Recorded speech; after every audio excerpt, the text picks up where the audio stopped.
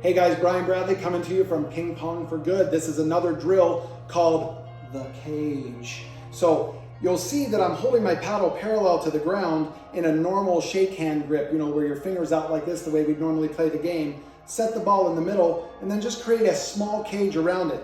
I think this is an ingenious drill in the sense of bring your fingers close enough together, and it's almost like you're trying to stop them from touching or very lightly touching. Like right now, they're not touching my fingers at all. So that's taken some concentration to do that. And if I widen out the cage to the edge of this, there are bigger openings for this ball to fall through. If you do it real low, you're not gonna be able to see the ball. So make sure you're up around chest level doing this to be able to see this. Don't do it. And if I do drop a ball, I just happen to have another one. So we can do this, don't get frustrated. And yes, those balls will roll under your couches, your stoves, stuff like that. You can let the kids and grandkids get them. But you're gonna do this cage drill to teach the body and mind how to do fine motor movements, which are gonna feed multiple systems in your body. And this is for sure gonna translate into better control when you play. And remember, you do have another hand. So why don't we switch to my non-playing, non-dominant hand, which I still need to be able to use because it feeds other parts of the body. And I create the cage with my right hand. And I can already feel on this side, the ball's hitting the cage harder. So I don't have as much fine motor control on this side, and I'm not getting frustrated. I just know it's a reality, but I can tell you this, I'm up for the challenge that within a week, I'll be better at this, and so will you. So remember, all of these can be done. If you can't do this standing, you can lean back against the wall, you can sit, or you can be supported in another way, but we'll have a bunch of videos to cover all those also.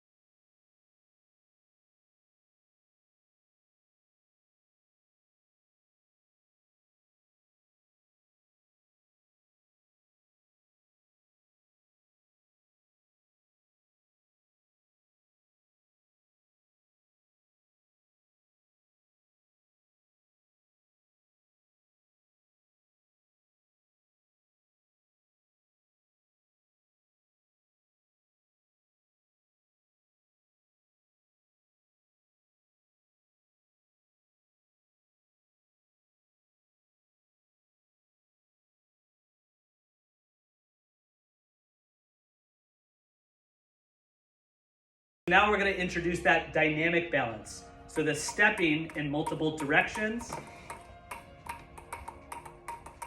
Okay, left, right, forward, back, diagonals. And we're going to be experimenting with the clock, if you will.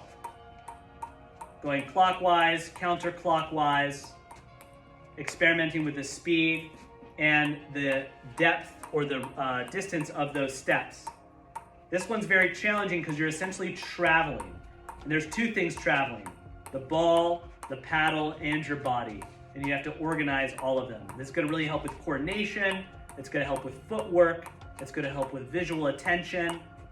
A lot of great benefits here. Marching in place, marching with the turns, And we can even go ambulatory a little bit. Start walking back and forth, almost as Trent was starting to do, where he was moving, but instead of moving back to that central point, actually taking several steps in one direction and then coming back.